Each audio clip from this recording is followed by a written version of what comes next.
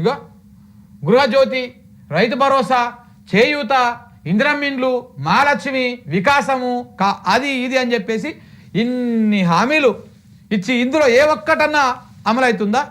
ఇందులో ఏ ఒక్కటి అమలు చేయకపోగా ఇప్పుడు మొత్తానికే అప్పు లేదు కాబట్టి మేము అని తగ్గించుకోవాలి, మనమే స్వీయ నియంత్రణ వేసుకోవాలని చెప్పేసి మళ్ళా బ్రోకర్ ముచ్చట దందా మొదలుపెట్టారు. అయిపోయిందిగా తెలంగాణ రాష్ట్రం పరిస్థితి.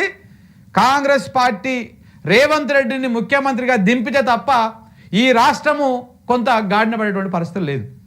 తెలంగాణ ప్రజలారా గుర్తుపెట్టుకోండి, మీకు మీరుగా రాష్ట్ర ముఖ్యమంత్రిని మార్చాల్సిందనేటువంటి డిమాండ్ ప్రజల నుంచే రావాలి. అప్పుడు మాత్రమే ఈ రాష్ట్రాన్ని మనం కాపాడుకోగలుగుతాము, ఈ రాష్ట్ర ఆర్థిక వ్యవస్థను కాపాడుకుంటాము. ఇలా ఒక్కడు ముఖ్యమంత్రి, ఒక్కడు ఎమ్మెల్యే అయిన పాపానికి ఇంటిల్లి దోసుకొని తింటా ఉన్నారు.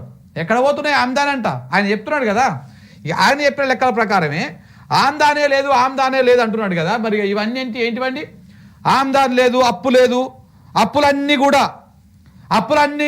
అప్పే ఉడతలేదు అని చెప్తా ఉన్నారు కదా.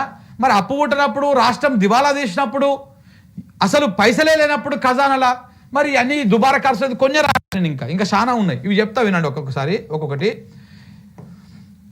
అందాల పోటీల కోసం 200 కోట్లు ఖర్చు పెడుతున్నాడు. ఏది? రేవంత్ రెడ్డి గారి స్పెషల్ ఇంట్రెస్ట్ ఇది. అందాల పోటీలో అందాల బామ్మలు నడుస్తందుకు ఆ ర్యాంపు వాకుల ఏర్పాటు, ఆ కార్యక్రమం ఏర్పాటు, ఈ అన్నిటి కోసము 200 కోట్ల రూపాయలు, రూపాయి 2 రూపాయలు కాదు, 200 కోట్ల రూపాయలు. ఆ 200 కోట్ల రూపాయలు కనుక ఏ మండలానికి ఇచ్చినా ఆ మండలంలో ఉన్నటువంటి మొత్తం రుణాలు మాఫీ అయిపోతాయి. ఒక మండలం మొత్తం కొన్ని వేల మంది రైతులకు రుణాలు మాఫీ అయిపోతాయి. 2 లక్షల కాడికి చూసుకున్నా కానీ ఒక మండలమే కొన్ని వేల మందికి. కానీ 200 కోట్ల రూపాయలు ఖర్చు పెట్టి ఈ అందాల ఫ్యాషన్ షోలు ఉంటాయి కదా, టీవీలలో చూస్తారు చూడు, ఆ ఫ్యాషన్ షో నిర్వహిస్తేందుకు 200 కోట్లు ఖర్చు పెడుతుంది. 200 రూపాయల ఆమ్దాని కూడా రాదు దానివల్ల. తెలంగాణకు 200 రూపాయల ఆమ్దాని కూడా రాదు, కానీ 200 కోట్ల రూపాయలు ఖర్చు పెడుతున్నాడు రేవంత్ రెడ్డి గారి స్పెషల్ ఇంట్రెస్ట్. ఇది దుబారా ఖర్చు కాదా? మరి అప్పే పుట్టినప్పుడు, ఆమ్దానే లేనప్పుడు ఎవరి కోసం పెడతా ఉన్నావు ఈ ఫ్యాషన్ షో?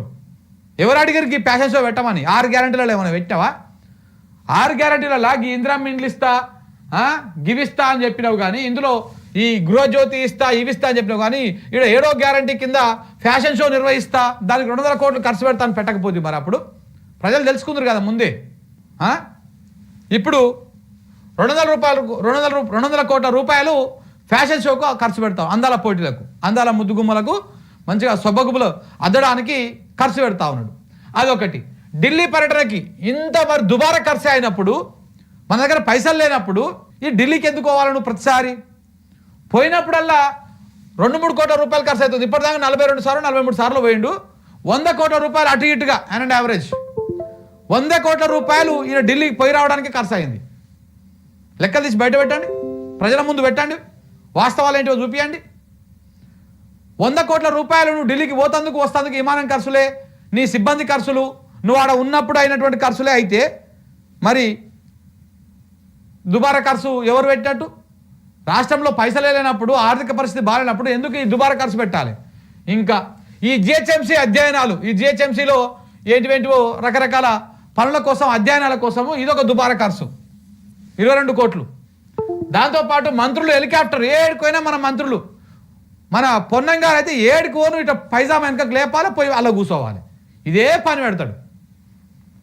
ఉత్తమ్ గారికి ఏడు నుంచి ఏడుకోవాలన్నా సరే, ఉత్తమ్ కుమార్ రెడ్డి అంటే గాలి మోటార్, పైజామా ఇట్లా లేపాలి, పోయి కూర్చోవాలి, మళ్ళీ ఆడ దిగాల రావాలి, మళ్ళీ దాన్ని వీళ్ళు సమర్థించుకోవాలి. కాంగ్రెస్ వాళ్ళు ఎంత హెలికాప్టర్, మంత్రి హెలికాప్టర్కి అండ్ యావరేజ్గా 50 కోట్ల రూపాయలు ఖర్చు పెట్టారు ఇప్పటిదాకా. ఏ నుంచి ఏడుకోవాలన్నా అదే ఎక్కిపోతురు. మరి దుబారా ఖర్చు కాదా? పైలాన్ల ఏర్పాటు, మూసీలో బోట్ల నడవడానికి అధ్యయనం కోసము ఒక 5 కోట్ల రూపాయలు ఖర్చు పెట్టారు. ఎవరికి పోతున్నాయి, ఎవరి జేబులకు పోతున్నాయి ఇవన్నీ? ఈ సంస్థల వెనకాల ఉన్నదెవరు? ఈ అధ్యయనాలు చేసేటువంటి సంస్థలు ఏవి? ఆ సంస్థల వెనకాల ఉన్నటువంటి మహానుభావులు ఎవరు? అందరి వల్ల మనోళ్ళే. మన తోక చుట్టమో, ఈక చుట్టమో, తమ్ముడు కొండల రెడ్డి వాళ్ళో, అన్న తిరుపతి రెడ్డి వాళ్ళో, లేకపోతే వీళ్ళే ఉంటారు, ఇంకా వేరే వాళ్ళు ఎవరు ఉండరు. ఇది అయిపోయింది. ఇక భూభారతి దుకాణం ఒకటి, ఈ భూభారతి ఏందో హారతి ఏందో ఎవరికి తెలియదు. ఈ భూభారతి కోసం 10 కోట్ల రూపాయలు ఉంటే అధ్యయనానికి ఖర్చు పెట్టారు. ఇదొక బొక్క. ఇక పేపర్లు టీవీలకు యాడ్లు ఇప్పటిదాకా ఈ ప్రభుత్వం వచ్చిన కాడ నుంచి ఒక్కొక్క పథకానికి 3 సార్లు యాడ్లు ఇచ్చారు. రైతు భరోసాకి అయితే 3 సార్లు యాడ్ ఇచ్చారు.